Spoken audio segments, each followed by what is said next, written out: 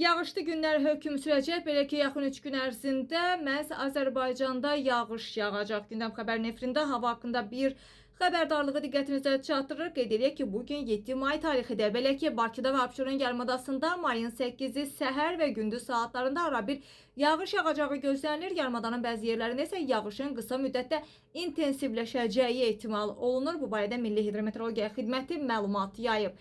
Məlumatda göstərilir ki, Azərbaycanın rayonlarında may ayının birinci 10 günlüyündə son günlərində xüsusilə hava şəraiti qeyri-sabit keçəcək.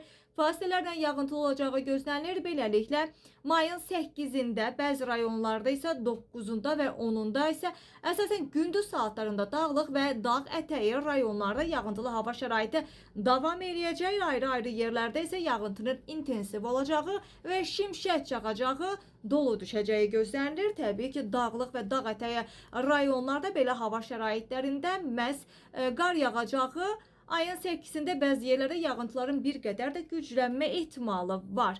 Yağıntılarla əlaqədar çaylarda sululuğun artacağı, eyni zamanda bəzi dağ çaylarından isə qısa müddətli sel keçəcəyi də istisna olunmur.